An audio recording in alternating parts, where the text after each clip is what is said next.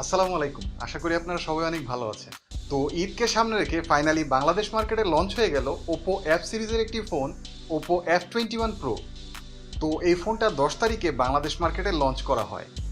তো কি থাকছে এই ফোনের স্পেক্স এবং খুঁটিনাটি সব বিষয় সম্পর্কে আজকের ভিডিওতে আমি আলোচনা করব।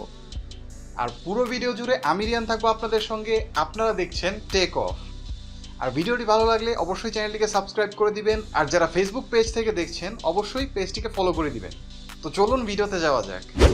সামনে ঈদ চলে এসেছে, আর এই ঈদকে সামনে রেখে ওপো তাদের মোস্ট গর্জিয়াস একটি ফোন ওপো f21 প্রো বাজারে নিয়ে এসেছে। তো এই ফোনটি বাজারে পেয়ে যাবেন কসমিক ব্ল্যাক, কালামানিক এবং সানসেট অরেঞ্জ অথবা কমলা সুন্দরী, এই দুটি ভেরিয়েন্টে। মোবাইলটির ডিজাইন এবং আউটলুকের কথা বলতে গেলে এর রেয়ার প্যানেলে ফাইবার লেদারের ফিনিশিং দেওয়া হয়েছে। এছাড়াও এর শার্প এজের কারণে ফোনটা দেখতে এক কথায় অসাধারণ প্রিমিয়াম লাগে। এবং এর রেয়ার প্যানেলে একটি স্টাইলিশ লেদার ফিনিশিংয়ের পাশাপাশি এর ক্যামেরা হাউজিংয়ে রয়েছে মোট 3টি ক্যামেরা।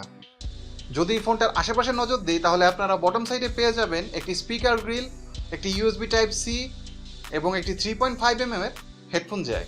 এবং এর রাইট সাইডে পেয়ে যাবেন পাওয়ার বাটন, এবং লেফট সাইডে পেয়ে যাবেন ভলিউম রকার এবং একটি সিম ট্রে, যেখানে আপনারা দুটো সিম এবং পাশাপাশি একটি মেমোরি কার্ড ইউজ করতে পারবেন। আর এটিতে মূলত ইন ডিসপ্লে ফিঙ্গারপ্রিন্ট ইউজ করা হয়েছে, যা মোটামুটি অ্যাকুরেট ছিল। তো মোবাইলটিতে ডিসপ্লে হিসেবে থাকছে 6.3 ইঞ্চির ফুল এইচডি প্লাস রেজুলেশনের একটি সুপার অ্যামোলেড ডিসপ্লে। তার পাশাপাশি মোবাইলটিতে রয়েছে 90 হার্টজ রিফ্রেশ রেট, এবং সেই সাথে এর ডিসপ্লে রেজুলেশন হলো 24x1080 পিক্সেল। ডিসপ্লের পিক্সেল ডেন্সিটি হলো 409 পিপিআই। অ্যামোলেড ডিসপ্লে হওয়াতে এর কালার অ্যাকুরেন্সি খুব ভালো।